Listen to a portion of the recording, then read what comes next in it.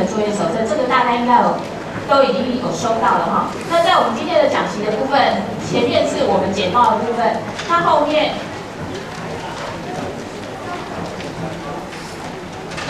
从26页开始，就等于是我们那一份的粉红色的东西哈，粉红色的作业手册。那在这次的这个作业手册里面，它有一份光碟片，那光碟片里面有很多的档案，大家可以依照这个档案的资料去用电脑的作业把它拼印进去哈。好，那我们现在差不多了哈。好，那我们就先开始。我首先跟大家说明一下，就是在我们新北市，咱新北市所有的行政登记拢总是950的950间，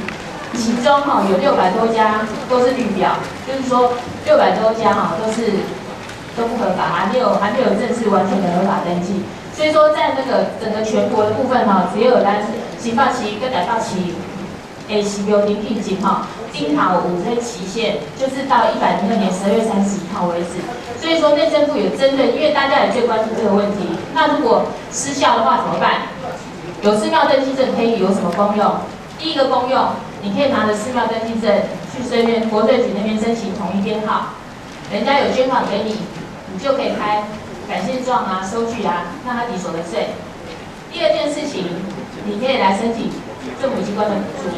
就这2个功效。可是我觉得最重要的功效应该是说，是要让所有的信众，对外的信众知道说，咱这间庙是有经过咱政府登记的，伊是较正派。那不是说神坛不正派，就是说在寺庙，在我们政府规范的法律里面，伊是也是来登记的那当然就是说，寺庙登记完了以后，它有一些你们可以免征地价税跟房屋税，相对的。在这次的换证里面，最大的不同是内政部要求，就是说所有的寺庙你都必须要正常运作之后，才同意让你换证。什么叫正常运作？最基本的就是讲，咱寺庙登记了，拢爱开会，因为咱登记了，咱若是目间寺庙，你的所有的财产、不动产都是属于寺庙的，是变成公产就是我们寺庙所有的信徒的。那如果运作的？寺庙怎么运作？因为我们现在其实发现很多寺庙会把没有开一个共同账户，把钱存到私人的账户里面，没有用庙的名称去开户。因为只要我们有寺庙登记证，我们就可以到金融机关里面去开一个庙的公户、公共的账户那就这个部分，内政部是规定，你一定要有信徒名册，要有组织章程，这2个东西要经过主管机关备查，有登囡仔、有登官员的信徒名册跟组织章程的部分，你才会使来换证。这是这一次的换证跟以前最大的不一样那第3个比较不一样的部分就是说，因为这次我们之前在历经从42年到92年这几次的总登记发现，因为我们都是号码都沿用前面的号码，他后来就发现，就是说很多土地被征收，庙都迁走了，或者是庙有的是重复登记的状况，所以说有跳号也有重号的状况所以咱这边的登记的时阵，那个新来过新核准的那个次序，我们重新核予编号，就大概是这样。那在我们新北市政府里面，955家里面，咱新北市有2种寺庙，一种是木建寺庙，木就是那个目前募款的募，然后另外一个是私建寺庙。那这2个寺庙最大的差别在哪里？未来在做我们修订之后，以后没有私建，只有木建寺庙可以登记，私建寺庙是不能登记的先跟大家说明。可是这次换证的话是全部都可以登记，只要你之前已经拿有寺庙登记证，只要你庙在，寺庙登记证就可以换证那私建寺庙跟木建寺庙最大的差异是什么？私建寺庙就是说，他的所有的财产听凭私人之处分，我的财产我要安怎处理，我家己就会使决定那木建寺庙就是爱大开会，爱开信徒大会，决定要安怎处理，才会使处理。这个部分就是这个是私建寺庙跟木建寺庙最大的差别。咱新北市没有公建寺庙，所以讲有的庙就是讲来讲。管理有问题时阵，还是讲要用拆的时阵，就会讲啊无我庙关互恁公家呢，互恁管理，啊你庙就袂使用拆。其实这个部分我先跟大家说明一下，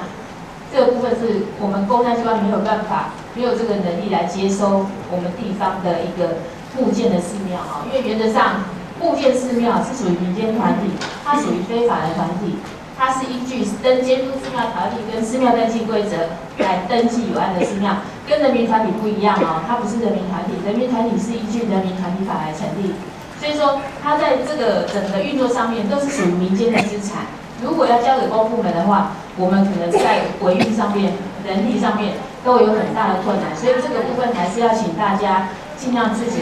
来做那个管理。好，那我们就直接。已经差不多了那我直接进入主题了那大家可以看一下你的那个这本的第一页大家就照这个顺序讲，我会慢慢讲。那有问题的时候，看要不要随时发问，然后如果来不及发问的话，你可以写条子再给我们还是我看你好像有需要再看第二场。好。那我们今天大概是就这个里面的事项慢慢跟大家讲，或者讲慢一点那看不到的可以看手上的资料都一模一样。就我们这次寺庙登记的部分最大的差别就是说，在寺庙登记规则第2条的部分它就是说，已经废止10年1次的总登记，所以我们这次趁这次在换证的时候，我们把所有的资料。都要把它登记正确，因为我们其实常常发现我们第一次在登记的时候，可能只有在一个地号上面而已。过了这40-50年以后，它又扩建了，侧殿、前殿、后殿就全部又再扩建出来，然后你的本庙坐落的那个地号又增加了，可是大家从来没有来办过变更，那所以导致我们整个寺庙登记可能会有不正确，会有什么影响？如果你今天寺庙登记的实际上本庙做的地点跟你登记的东西不一样，差别在哪里？会有什么影响？如果你是都市计划内的土地，万一啦，讲是都起来，你本来是都起来那个保存区，那趁这次机会有通盘检讨之后，你想要把它变更为宗教用地的时候，报到内政部营建所的时候，他就会推荐的，他就说，你登记登记表上面的地号。跟你要来申请的地号不一样，请你去查清楚，之后再来办，就会被推荐。所以说，如果以后庙里面因为增建、扩建，有增加跨到不同地号的时候，那时候要来办理更正。那我们这次就是趁换证的时候，我们来做一次的更正然后再来办理寺庙登记须知，办理寺庙登记须知，这次有一个很大的变革。当然有3个第一个部分就是说。以前寺庙在申请登记的时候是先登记，我们核发了寺庙登记证之后，我们再照报信徒名册公告，没有人征求异议，再核发。那现在的做法是，信徒名册跟那个组织章程，在你第1次登记的时候就要报送了。报送了之后再去做公告的程序，所以等于是先核准再公告。那第2个部分就是说，以后。所有的不管是信徒，以前执事住持制的话，他的执事不用公告，直接核发。那未来的话，不管是信徒或执事，全部都要公告。除了公告之外，还要再减负愿任信徒或执事的同意书，要经过他当事人的确认，他是不是要成为信徒，我们才会把它公告上去。那为什么会有这个？一定是因为也是有庙方。有争执过这种都是上法院的。当初负责人照报的信徒名册，在10年之后否认它，导致信徒的权益很大的损失所以说这个部分，当初的信徒他要加入的时候，他的意愿同意书在这次法令的变更里面就是要减负的。再下来就是寺庙的图记的，是咱是标那个印是标那个印，因为变成改制成直辖市之后，变成是乙级章。本来从4.8宽变成5.2宽，所以那颗印章变比较大颗，所以这是办理寺庙登记须知里面最大的变革那其他就是我们就要讲这个，大家参与一下就好。然后再下来这次的换证对象，就是你只要现在手上拿有寺庙登记证的，你就可以来换证。你没有拿到寺庙登记证，你就回归到最原始的法律规定，你必须要合法才可以来寺庙登记。那什么叫做合法？我们一般在这边跟大家补充说明一下，所谓合法的寺庙，我们眼睛看到的形式要件，那把就看了好快的哈，有几个判断的要点。第一个条件哈，就是它是独栋的建筑物。第二个部分具有宗教的外观。第三个部分是整栋做宗教使用，这是形式要件，就是我们眼睛看得到的。现在在场的应该都有符合这个条件。然后再下来实质的要件就是你的土地跟建物一定是要合法的，你才可以取得正式的寺庙登记。那内政部已经非常确定，他们不会再开放补办登记了。所以现在只要正式登记的寺庙，你都必须要符合形式的要件跟实质的要件。那我刚才大家有提了一下哈，所谓的实质要件是什么？正式合法登记的寺庙，就是大家最困难就是土地跟建物的部分。建物其实就是你只要去公务局可以领得到建造、领到实照，完成地籍资料的登记，就是合法建筑物。可是不动产的部分、土地的部分就会比较困难。你只要是在都市内的土地哈，我刚刚再重复一次，都市内的土地，如果你是住宅区、商业区、风体油气区、宗教用地，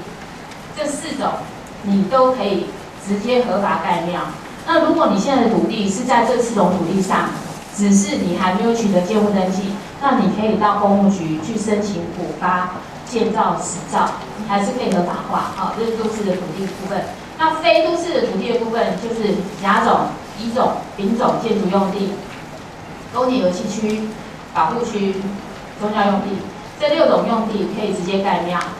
那如果你今天不是在这几种地区，那怎么办？都市的话，它就是等通盘检讨，你再去向内政部营建所申请变更。如果是非都市土地的话，就要提报兴办事业计划。兴办事业计划非常的冗长，那个等一下我们后面再来讲。就是说，你可能要准备上千万的钱再来办，还不一定办得成。好，那这个东西要不要急着办？我个人建议是不要急，等到中央团体法通过以后再来办。那如果你已经确定你一定办得成，然后你也有财力，那你就办没关系。不然原则上，大家只要把敦亲睦邻做好，要出兵哈，搞不了袂歹，你卖搞一狗就不会有事哈，只能这样讲。所以说大家要注意一下。然后再来是我们换证的对象，就是他有证就可以，木建寺庙、世间寺庙都可以哈，都可以来登记。好，那我们办理的期限哈，它整个内政部的换证专案的期限是从102年的12月16号到104年的12月15号，所以就等于是我们原来持有的那一张寺庙登记证上面写102年12月31号为有效期限，可以延长到104年的12月15号，所以也不用急这个也大家慢慢办。那就这个部分呢，我们已经都通知我们市府的相关的机关学校都已经刊登在公报上跟大家讲如果真的有困难的话，可以请他直接找我们民政局。然后再来下来是换证的种类其实换证种类的话，就是刚才有跟大家提过了就是寺庙登记证的号码部分我们会重新编号。然后寺庙换登记的种类的话，会有正式登记寺庙跟补办登记寺庙。正式登记寺庙是黄色，那补办登记寺庙是绿色。那就这个部分的话，其实我们这次会常发现，就是说，今天即使你是拿到黄表，可是因为这样时间的变换，或者是以前是跟当初在改制之前，公所都同意使用这个土地，改制之后，土地变成是新北市政府的了，你就没有使用同意书。那当然这个跟我们的换证没有关系，我们还是应该会换。可是就你们应行补正事项，我们还是会把它补注在上面让大家知道，就是说。就是说，如果你不是合法化的话，你大概还有多少东西是还没有合法的？那在都市土地的部分，都讲到一个，就是工业区。工业区的土地也可以，就是楼地板面积300平方公尺以下的，这个部分也可以。楼地板面积就是说，如果你哪能展开的话，到底省那下来作业的流程就是由我们申请人就是我们寺庙的负责人来负责申请。然后送到公所初审，然后再送到市政府来复审。复审完了以后，我们会去现场会勘，会勘完了以后，我们就会核发。大概整个程序这样。那在我们的标准作业程序里面是27天，好，跟大家说明一下，大概是27天，包含会开的时间。应备表现的部分就这11项哈，那等一下我们来逐个说明。好，第一个应备表现申请书的部分哈，那请大家翻到黄表的这个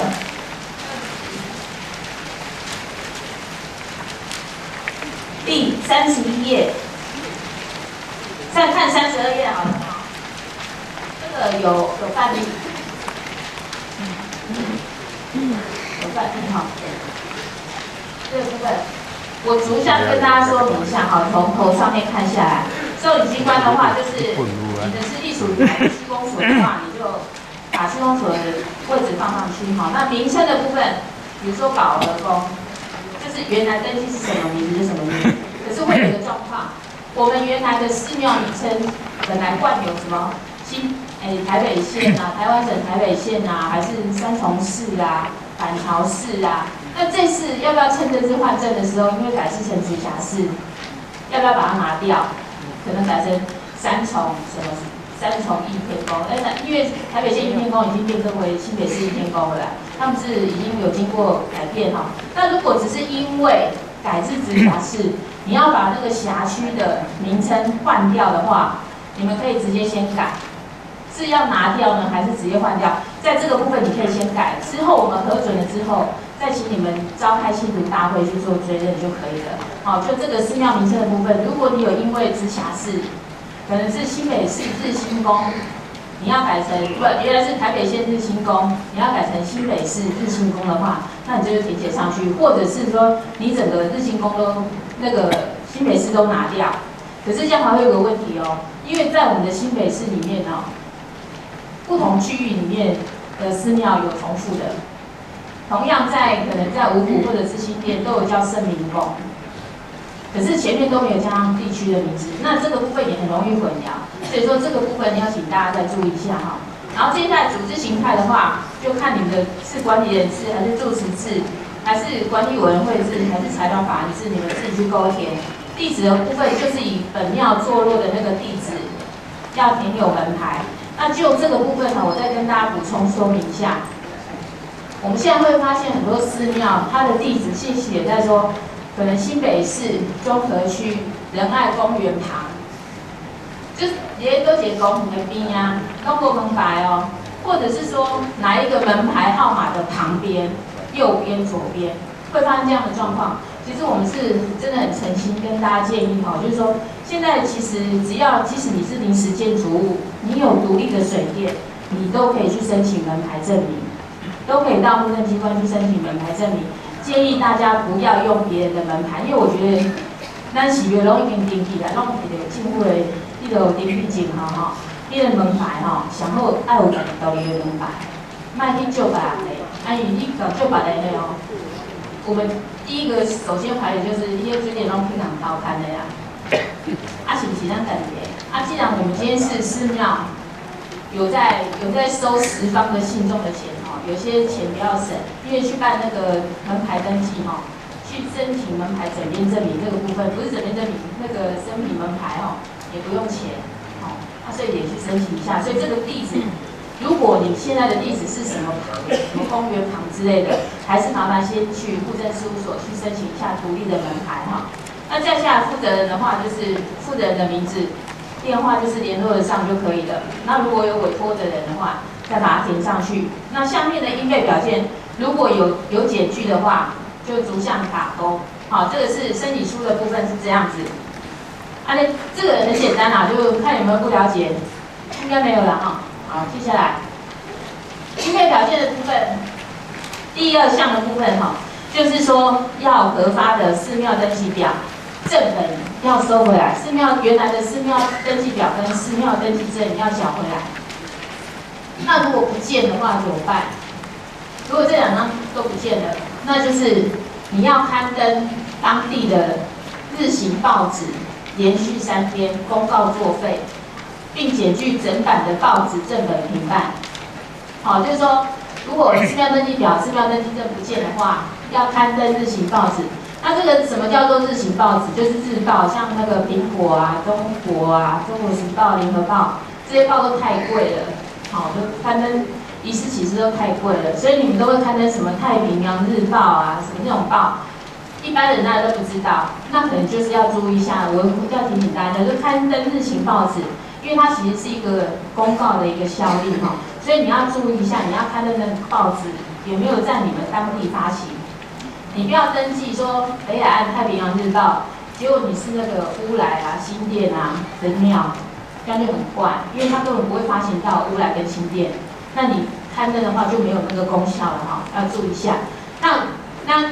如果公告作废的话，参考内容就是，比如说我们给大家一个建议啦哈，就是说新北市什么区什么庙，所有的北县市至第几号的寺庙登记证、寺庙登记表应不遗失。特指公告若不实，支付法律责任。然后什么寺庙负责人某某某刊登，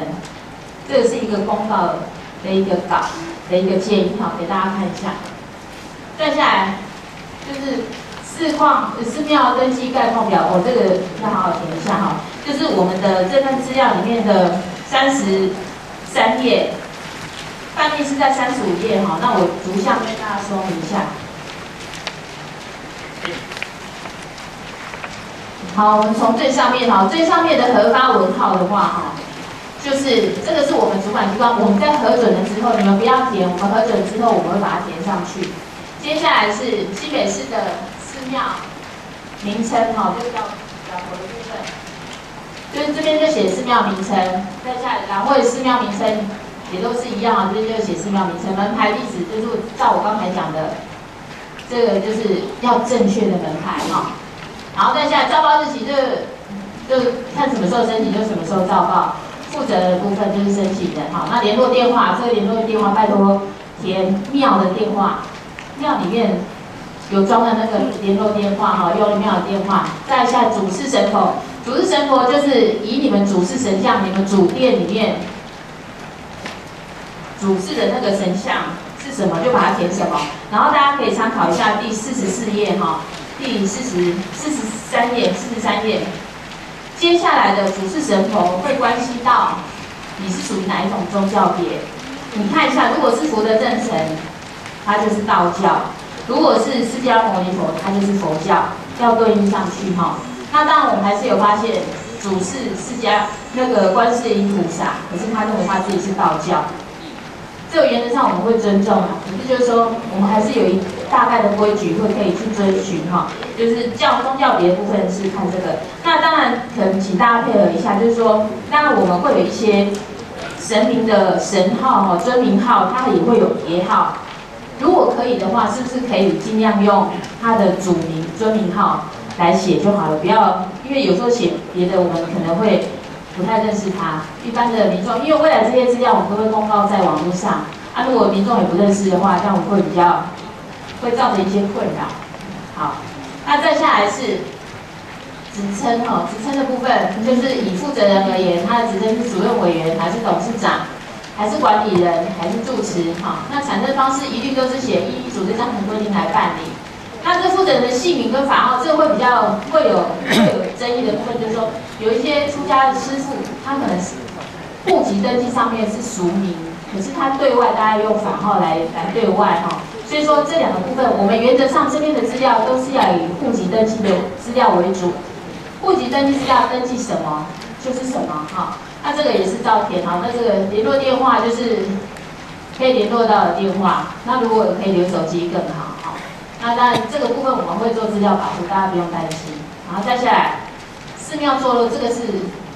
我们认为在这次登记最重要的部分。我们寺庙坐落的基地的基本资料，就包含你所有你的本庙哦。我们所谓的本庙就是内底有彩形名，那个牌楼会用磨成牌楼啦、匾首啦，那个其他建筑阴楼、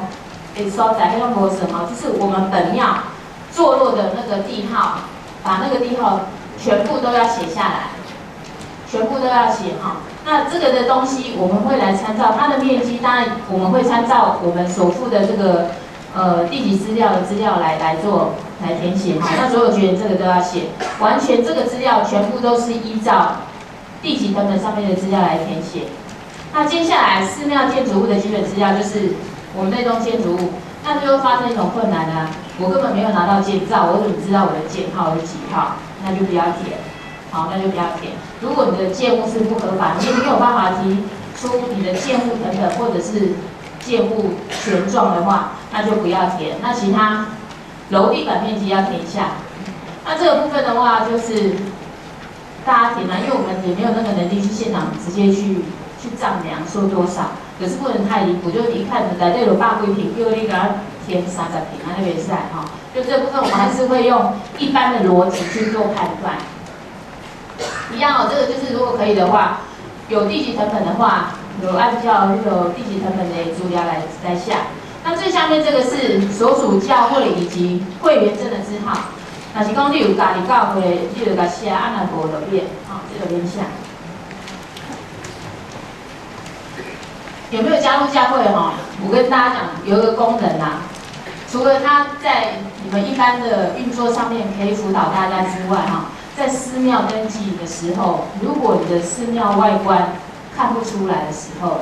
完全看不出来，比如说我们以前可能会比较碰到，就是说，他说他是道教寺庙，可是它跟一间仓库一样，它的外形就像一间仓库，然后它的就是没有那种牌楼啊，然后那个整个屋顶就是有特殊的那个道教的一个特色都没有。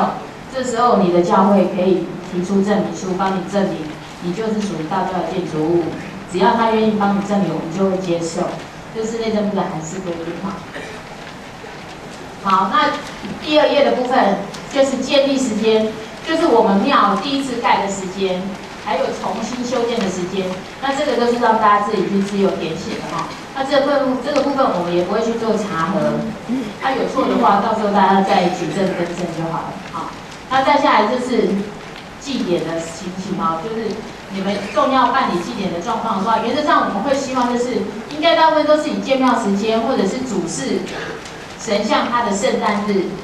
或者是中元普渡的日子为准哈。那这些东西写这个要干嘛哈？就是说，原则上我们还是希望，就是说各家寺庙你们在办理大型祭典活动是什么时候？如果我们也要宣传的时候，我们可以一起宣传，或者是说市长也要去到那个就是说希望到庙里面去参拜的时候，我们也会适当的时间哈。那我们就会参考大家提供给我们的时间来建议给我们长官过去来做参拜。那历史严格的部分啊，就是可能就是咱庙内底神迹呀，当初是按照起的哈，然后200年以来下节，简单下节，红知影讲咱原来庙的历史是安怎，那有顶过来的时阵，我弄是好看哈，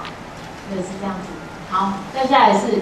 下一个应配条件哈，就是要减负最近3个月内的4×6的寺庙全貌以及主事神像的彩色照片各1帧哈。那所谓的现状照片哈，就是要像这样，这是那个西装16公，移动到边爱处弄2道边哈，可是我们一定要照到它的全貌，把它照到全貌。那有的像我离开从比较郊区的部分哈，它可能要在另外一座山才能照到它寺庙的全貌哈。那你也给我们也没关系，可是就是拜托大家不要给我们那个未来的意识图，后盖被去掉啊，弄啊又会搞，这样子搞应该跟现实都会有很大的差距。就是以现状的部分给我们一张寺庙的全貌，然后另外一个就是主事神像的全貌，就是主事神像是什么？像这个是竹云山观世的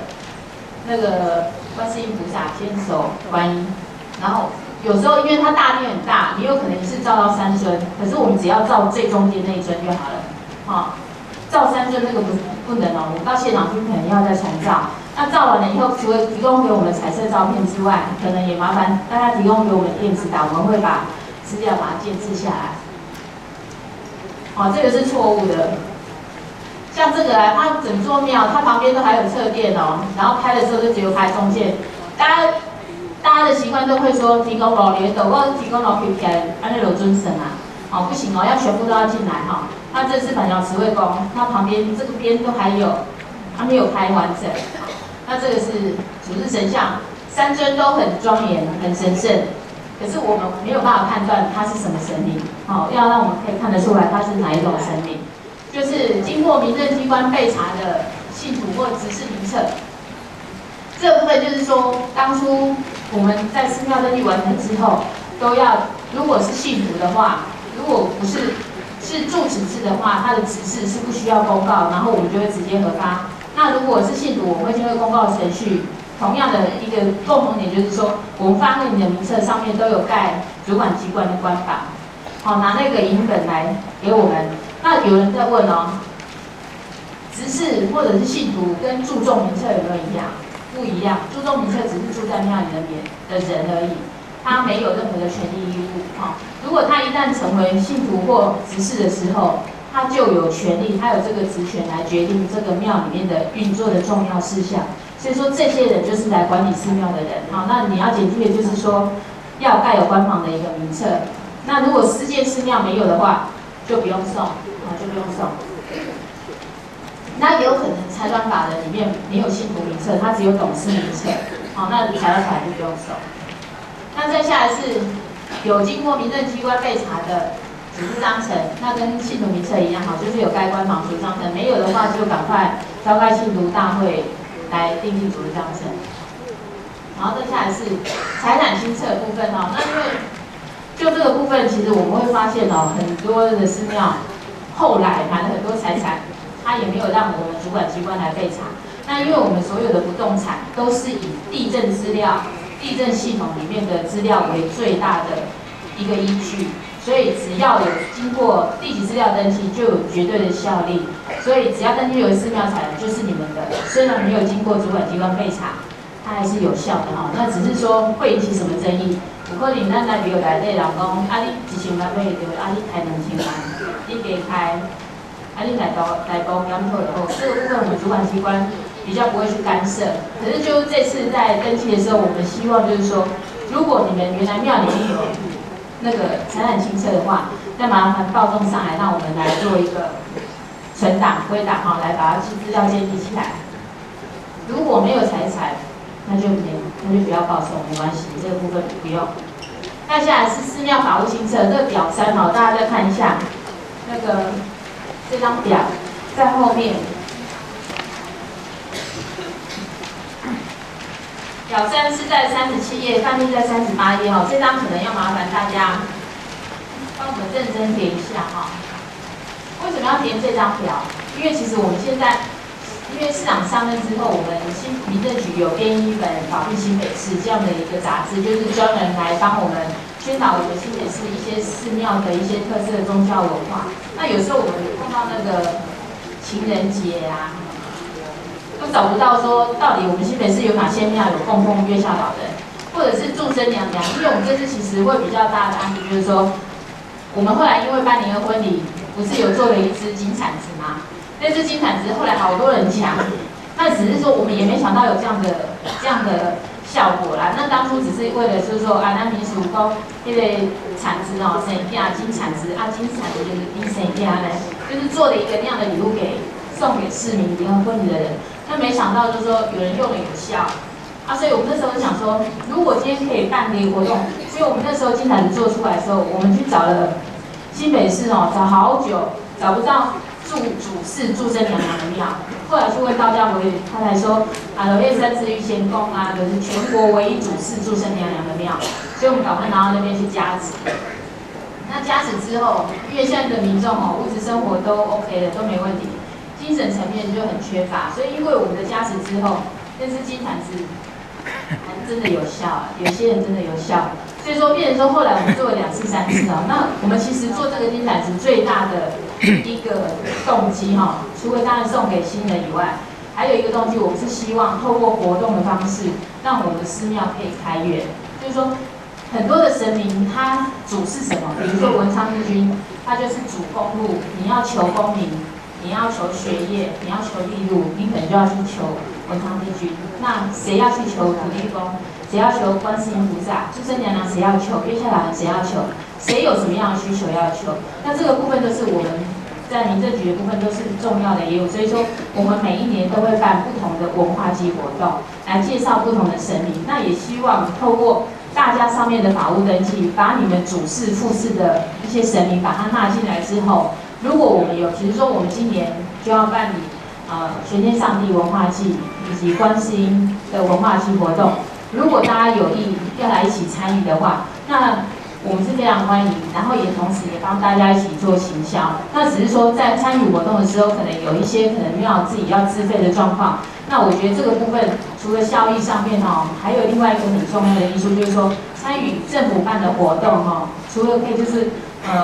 提升知名度之外，然后另外一个可能未来什么时候要用到不知道，因为大家知道如果有办过地籍信名条例。土地登记在神明名下的土地，你现在要证明说，当初我在那时候就已经存在的话，你现在来参与公部门的一个活动的话，我们就会把它记载下来。记载下来，未来50年，搞不好你可以证明说，当初在102年的时候，武庙就已经存在了。这个都是一个第三方的官方的文件资料可以提供佐证。那当然只是说参与我们公部门的一个活动，除了宣导之外，也可以让我们的知名度打开。知名度打开之后，信众就会来，就不是原来的自己那些信徒，而是慕名而来的人所以说，在这个法务清册里面，我们希望就是说，所有的主事副事的神明都把它写下来。那现在陆陆续续大家交过来的资料，我们有发现天上圣母一家庙里面有37家，有37尊光天上圣母就3尊，整个庙加起来有170几尊神明。那就这个部分，就我们政府机关而言，这个都是我们很好的行销的点。那对民众而言，如果我把这些东西都把它放到网络上的话，民众如果他想要求取公平，比如说他说好，我住板桥好了，我要求公平，离我最近的有奉祀文昌帝君的庙有哪一些，我可能就上网一查就查下来，我就到最近的寺庙去拜拜。那提升我们寺庙的知名度，然后也提供民众一些很好的一个资源可以让他去做运用。所以说，就这个法务清册的部分，麻烦大家神佛像的主事副事，尽量把它填进去。那我们到现场的时候，我们也会去做一下记录。那其他部分就是大家看状况去填那最后一个其他部分，可能就是要麻烦，如果我们庙里面有古镇八家将神将手官将手这样的东西，那也把它填进去这个部分我们是要做一些资料的建制。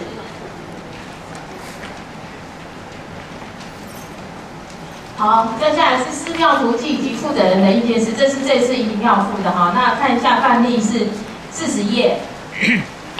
，40页部分就是这是独立的一个印鉴式跟以前寺庙登记不一样，那就是把寺庙的图记重新刻好以后盖上去。那要注意的是，负责人的印信一定是跟上一次最后备查的印记是一样的。好，上次寺庙登记表上面盖的那张那个负责人印信，跟这次一定要一样。如果不见了怎么办？就刊登日行报纸1天，几刚耳赛然后一样刊登公告是那样写。然后这个部分要送5份过来，这个是印鉴式，这个是比较特别，这个要送1次5份。这应该不会很复杂过来。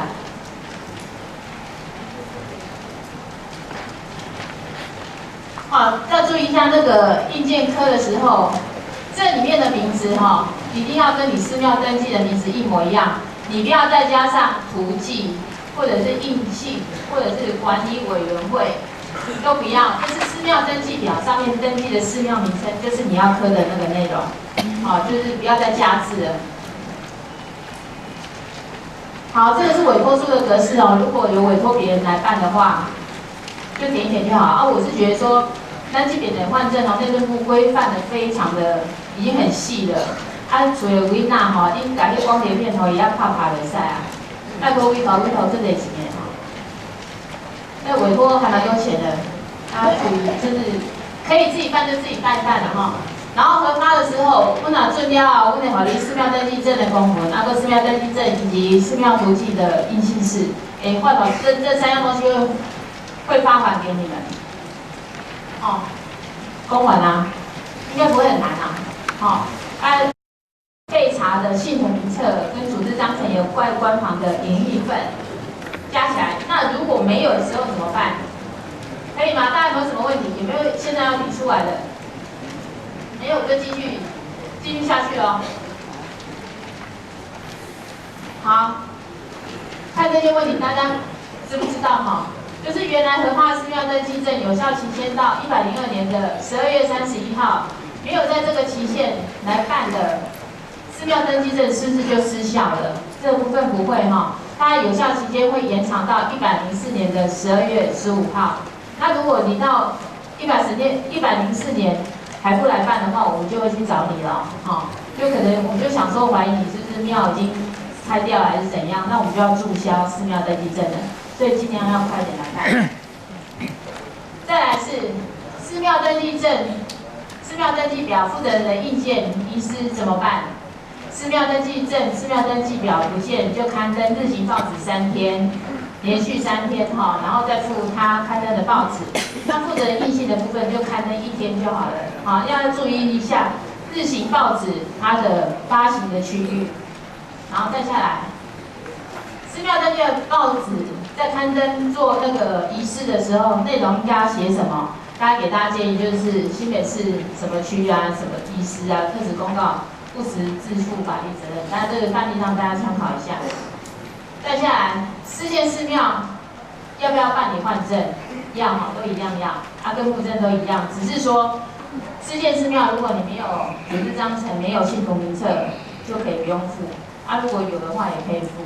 这4间寺庙要特别注意哦，如果你的不动产登记到寺庙的名下的话，我们就会把它进为登记木建寺庙。好，那大家注意一下。再来是。正式的或者是补办登记的寺庙哈，它没有主管机关备查的信徒或执事名册怎么办？你现在要来办换证的，发现你没有执事名册或信徒名册，那依照现在的办理寺庙登记须知的部分，你就是先照报，然后还要附上愿任信徒同意书，然后报到公所这边，公所公告1个月，征求异议，没有人有异议，公所就核发了。好，大概是这样。那就信徒的人数或执事的人数哈，虽然法定规定是5个人，可是就我们实务上面哈，我们建议大家是9个人，因为5个人哈，你要开会有效会议要3个人，那3个人万一有1个人、2个人是谈话会，3个人以上为会议，那如果万一5个人里面又有1个生病还是出远门没有办法来参加，那你永远成不了会，除非他全员出席，那就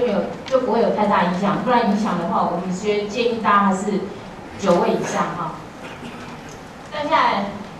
照报信徒名册的流程图啊，就是照报名册经公所备查，公所办理公告，没有异议就是公告处理，公告30天征求异议，没有人有异议的话就核发，大概是这样。我想问一下，现场没有信徒名册举个手。哇，你还好。然后这个案有问题的话，我们公所就可以就近来辅导哈。那名册上面在我们报表上面都有。再来是补办登记的寺庙，没有组织章程也一样，没有组织章程的话，就赶快召开信徒大会，订定组织章程，然后送到主管机关备查，这样就好了。那组织章程的部分我们都有公版哈，就是说你是管理人制，你是管理委员会制，你是财产法人制，你是住址制，都有不同的范例，大家都可以拿来做参考。那注意一下，就是章程里面不要去规定，就是说要缴多少钱才可以成为信徒。或者是说，我们原则上你要除名，要把一个信徒除名，应该是连续2年没有参加信徒大会。有的人会写说连续2次，2次的话可能半年就复议开2次就把那个人除掉了，这个部分是不行的哈。那这个大家就注意一下。好，应载明的项目就是我们章程里面应该载明的项目，这个大家参考了哈。有需要的话再去定。然后再下来是。章程里面的内容哈，其实有一条还蛮重要，就是这边有写哈，组织章程解散的事由及程序，剩余财产归属，这一条一定要写。这条写跟没写差别在哪里？就差在你可不可以去跟国税局去申请统一编号而已。如果你要去申请统一编号，你就要去明，如果我们本宫因为因故要解散的时候，所有属的财产都要归地方自治团体所有，你才可以去申请统一编号。好。再下来，寺庙负责人亡故的时候，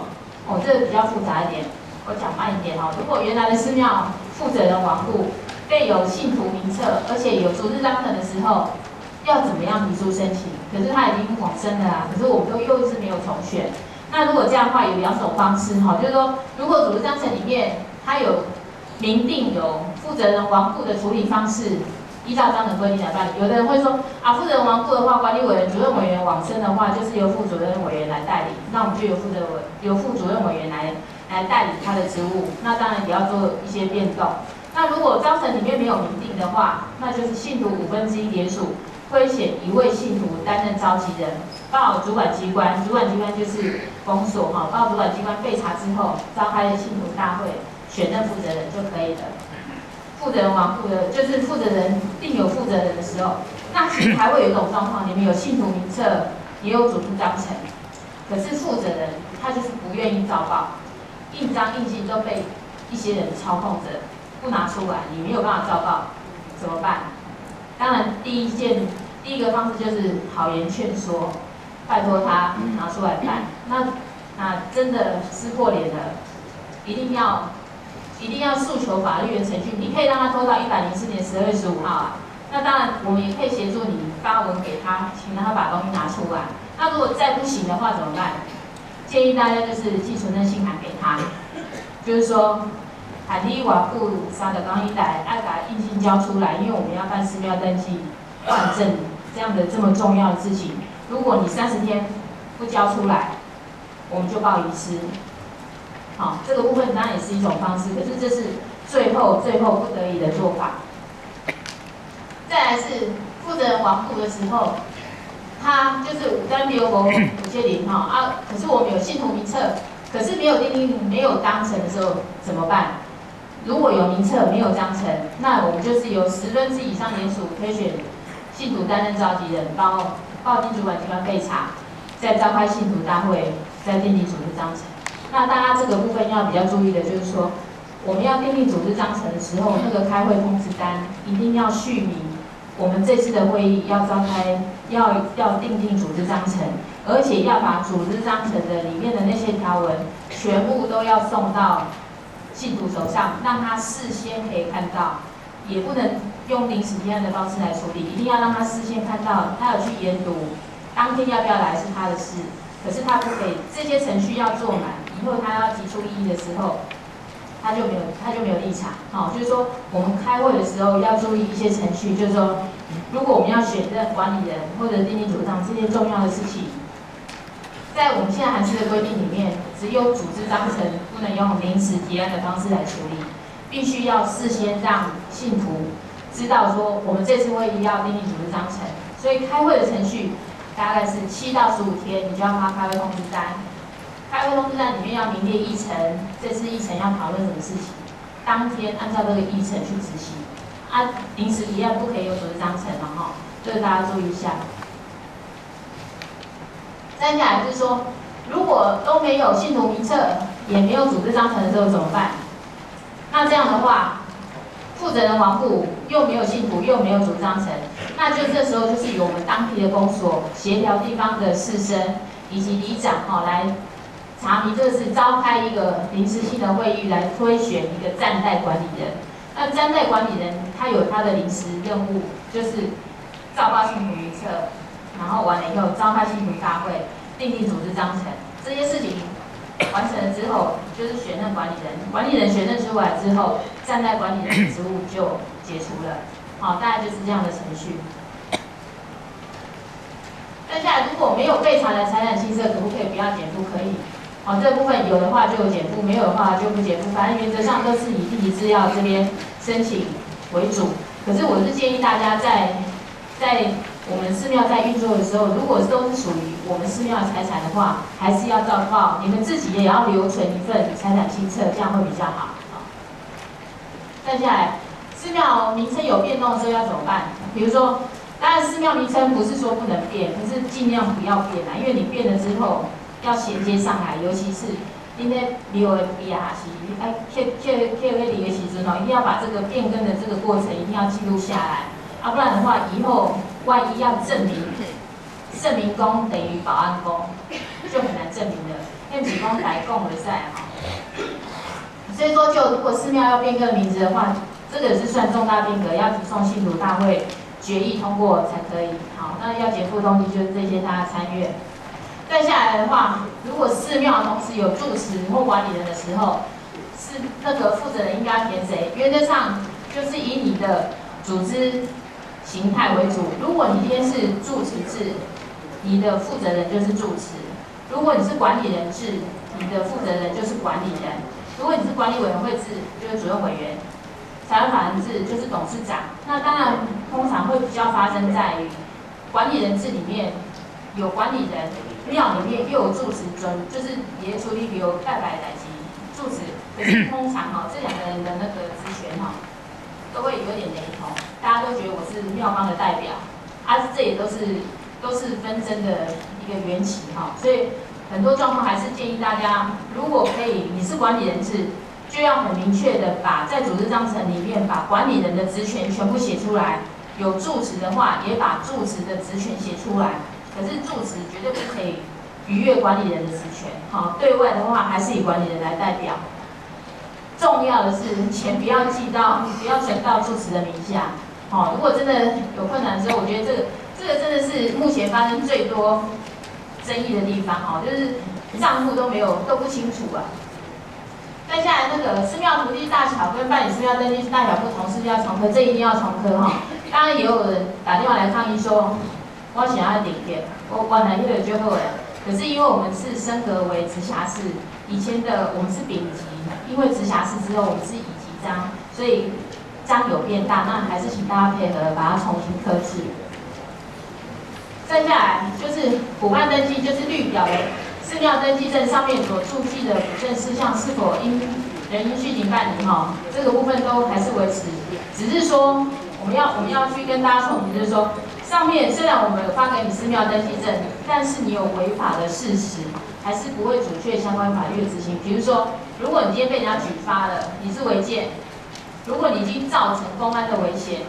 我们的拆除队还是会秉持他的公权力去执行。可是这个前提是什么？一定有很多人告你，一定有很多人举发你，造成他的居家安全，他才会这么强势所以说，原则上这还是提醒大家，更新务灵要做好